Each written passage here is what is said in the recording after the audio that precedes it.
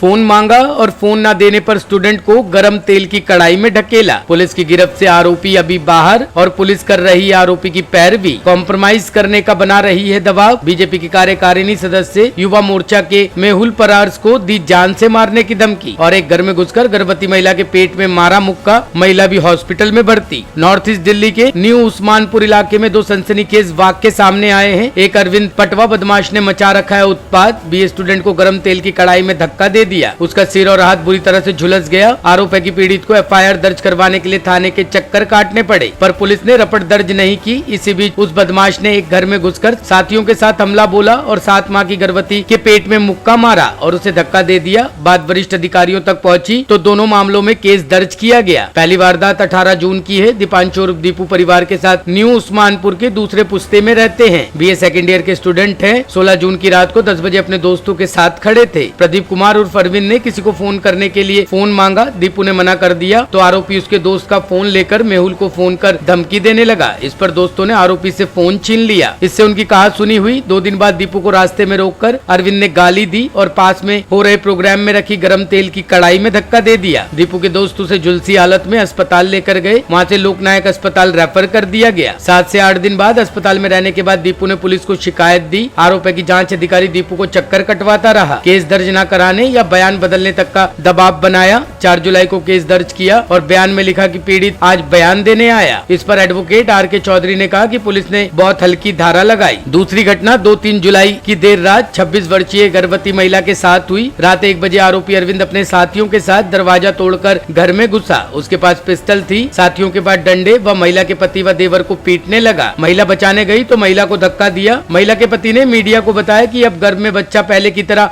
हरकत नहीं कर रहा। डॉक्टरों ने आज अल्ट्रासाउंड कराने के लिए कहा है। एक अरविंद नाम का लड़का है, तो वो 2-3 दिन पहले फ़ोन मांग रहा था किसी को धमकी देने के लिए। तो फ़ोन मैंने दिया नहीं उस बात पे कि तो ये देख लेंगे बाद में ये वो। तो मैं एक दोस्त था यश, उसके घर से उससे मिल के जा रहा था तो उन्हें रास्ते में पकड़ लिया। वहाँ पर किसी का फंक्शन हो रहा था तो पहले तो मारा, फिर कह रहा नहीं मानेगा तो फिर पीछे से धक्का दे दिया जिसमें कि मेरे दोनों हाथ कढ़ाई में और छींट आ गई यहाँ पर तेल की। तो कहाँ पर आपको ये घटना कहाँ घटी? ये 8 नंबर गली है, पटो चौक, सी मंदिर, वहाँ पर। थाना कौन सा लगता है? थाना न्यू उस्मानपुर लगता है। तो कहाँ फिर आप भर्ती रहे? क्या रहा? चोट को कैसे आप डॉक्टर्स कहाँ पर आपको लेकर गए? व्यक्ति कहाँ लेकर गए? डॉक्टरी कहाँ कराई आपने? फिर मैं जगप्रवेश हॉस्पिटल गया था, वहाँ पे कंप्लेंट लिखवाई। फिर मेरे को अर्बन हॉस्पिटल मतलब रेफ़र कर दिया गया था। अच्छा, जिसने आपको धक्का दिया है वो कहाँ रहता है, क्या करता है? वो सर क्रिमिनल है, कोई ठिकाना नहीं है उसका, कहीं भी रह लेता हो। वैसे राम पार्क में उसके रहते हैं जानने वाले। तो पुलिस ने आपके साथ कैसा व्यवहार किया है? पुलिस ने आपकी एफआईआर लिखी है, क्या किया है? पुलिस ने चक्कर कटाए हैं, पहले बयान लिख दिया, बता दी। हॉस्पिटल में ही फ़ोन आया था तो कि आप ठीक हो के आ जाओ, फिर आपकी कंप्लेंट लिखते हैं। फिर अब कल दी है मेरे को एफआईआर। घटना कब हुई थी ये? घटना 18 तारीख को हुई थी, मतलब शनिवार काफी को। दिन बाद आपकी एफआईआर लॉन्च हुई है? हाँ, काफ़ी दिन बाद हुई है। क्या पुलिस ने उसको व्यक्ति को अरेस्ट किया है? अभी अरेस्ट नहीं किया, वो मतलब फ़रार है अभी। तो क्या अब भी कोई डर है आपको उससे, या किस तरह का माहौल है आपके इलाके में? वो ये डर का माहौल है कि दोबारा कुछ हरकत ना कर दे। एक लड़का और है उसके साथ भी, उसके घर में घुसकर मतलब उसे मारा वारा। अभी भी मतलब वो फ़रार है और वारदातें कर रहा है। अच्छा, आप क्या करते हैं? मैं स्टडी करता हूँ सर। क्या पढ़ रहे हैं? क्या पढ़ाई चल रही है आपकी? सेकंड ईयर में था ओपन से। 15 तारीख रात के करीबन 12:30 बजे मुझको एक कॉल आता है। कॉल में सामने वाला युवक बोलता है मेहुल बोल रहा है। मैंने कहा हाँ जी बताइए। कि मैं अरविंद बोल रहा हूँ, बहुत समाज सेवा कर रहा है, तुझे गोली मार देंगे। कहाँ रहता है? मैंने उसको बताया मैं थाने के सामने रहता हूँ। तो उसने कहा जिस दिन गोली पड़ेगी उस दिन सारी चीज़ें समझ आ जाएंगी।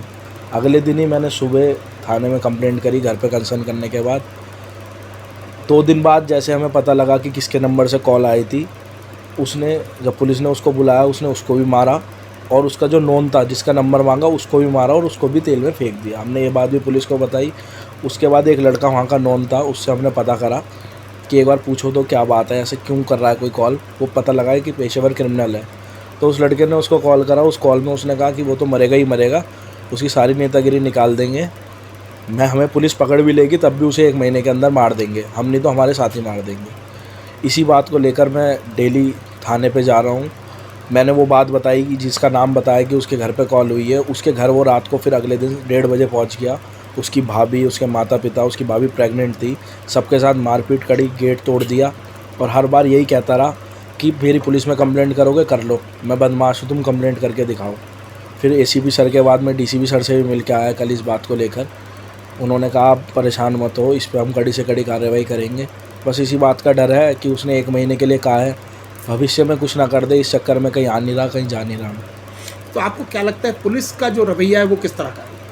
पुलिस बहुत लाइटली ले रही थी उस चीज़ को। जब हम गए थे उन्होंने बोला चिंता मत करो, सिलमपुर के अंदर वो घुस नहीं सकता, लेकिन उसके चक्कर में हम कहीं जा नहीं पा रहे, आ नहीं पा रहे। रेगुलर वो वारदात कर रहा है, हमारे नॉन लोगों से ही मैसेज पास करवा रहा है कि कॉम्प्रोमाइज़ कर लो। मेरे फादर तक मैसेज दिलवा रहा है कि आपका लड़का अकेला है, कोई फ़ायदा नहीं है, इसमें कॉम्प्रोमाइज़ करने में भी फ़ायदा है।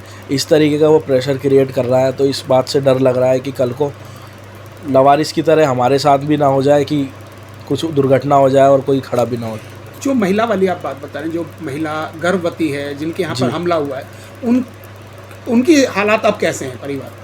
परिवार बहुत ज़्यादा डरा हुआ है। आज भी आप उसके घर जाओगे, इतनी मोटी जंजीर बांध के पूरा घर रह रहा है, कोई नीचे सो नहीं रहा, सब लोग ऊपर हैं। उनके 2 दिन से जब से उन्हें ऐसा मूवमेंट नहीं हो रही कि अब कल भी MLC कराई थी, अल्ट्रासाउंड वगैरह करवाया, डॉक्टर ने बोला है जो लेडीज़ प्रेग्नेंट है। हाँ जी, उन्हें मतलब ऐसा लग रहा है कि उनका बेबी कोई मूवमेंट ही नहीं कर रहा 2 दिन से, और पूरा घर। टॉप स्टोरी ब्यूरो के लिए दिल्ली से रवि डालमिया की रिपोर्ट।